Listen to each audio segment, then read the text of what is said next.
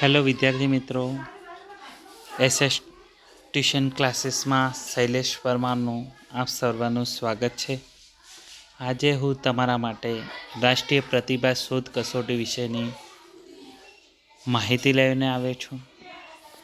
રાષ્ટ્રીય પ્રતિભા શોધ કસોટી, જેને એનટીએસસી એક્ઝામ તરીકે ઓળખાય, ચાલુ શૈક્ષણિક વર્ષ ધોરણ 10માં અભ્યાસ કરતા વિદ્યાર્થીઓ માટે રાષ્ટ્રીય પ્રતિભા શોધ કસોટી એનટીએસસી શિષ્યવૃત્તિ માટેની પ્રથમ તબક્કા પરીક્ષા રાજ્ય બોર્ડ ગાંધીનગર દ્વારા તારીખ 13/12/2020ના રવિવારના રોજ યોજવામાં આવશે.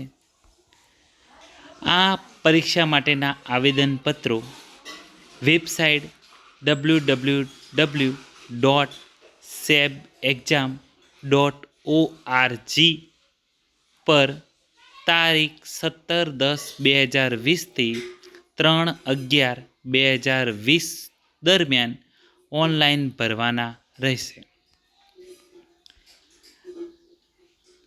રાષ્ટ્રીય પ્રતિભા શોધ કસોટી એનટીએસસીની સંપૂર્ણ વિગત.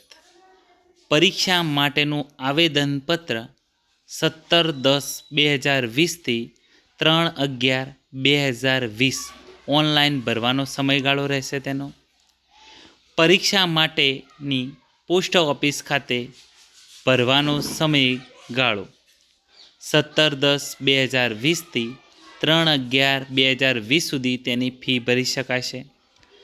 શાળા દ્વારા ભરાયેલ આવેદનપત્રો ડીઓ કચેરીમાં જમા કરાવવાની અંતિમ તારીખ 9/11/2020 સુધીની રહેશે.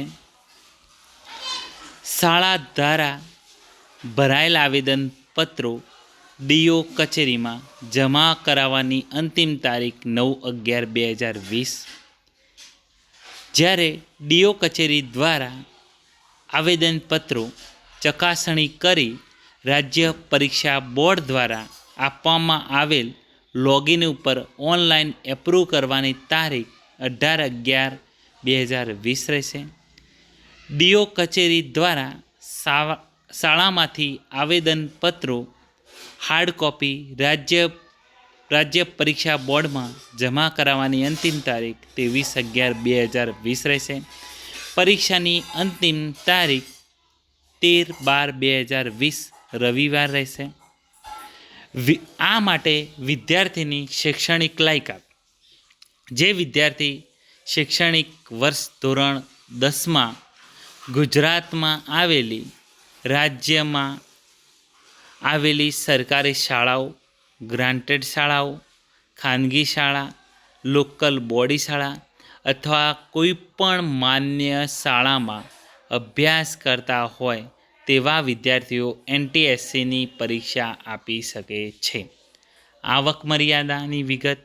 તો આ પરીક્ષામાં જનરલ, ઓબીસી, એસસી, એસટી કેટેગરીના વિદ્યાર્થીઓની આવક મર્યાદા ધ્યાનમાં લેવામાં આવતી નથી.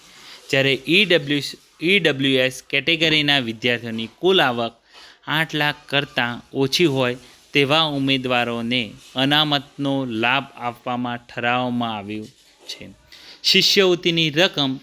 તો શિષ્યવૃત્તિની રકમ ધોરણ 11 અને 12માં માસિક 1250 લેખે શિષ્યવૃત્તિ મળશે. જ્યારે ગ્રેજ્યુએશન તથા પોસ્ટ ગ્રેજ્યુએશન અભ્યાસ માટે માસિક 2800 લેખે એટલે કે 2800 લેખે શિષ્યવૃત્તિ મળશે. પીએચડી દરમિયાન અથવા પીએચડીના અભ્યાસ માટે યુજીસીના નિયમો અનુસાર શિષ્યવૃત્તિ મળશે. વધારે માહિતી માટે www.sebexam.org મુલાકાત લેવી. હવે ઓનલાઈન ફોર્મ કેવી રીતે ભરવું તેના માટે પણ એક વિડીયો મૂકવામાં આવશે. નેક્સ્ટ વિડીયો તેના માટેનો રહેશે. જો આ વિડીયો તમને ગમ્યો હોય તો વધારેમાં વધારે સબસ્ક્રાઈબ કરજો, લાઈક કરજો અને વધારે શેર કરજો.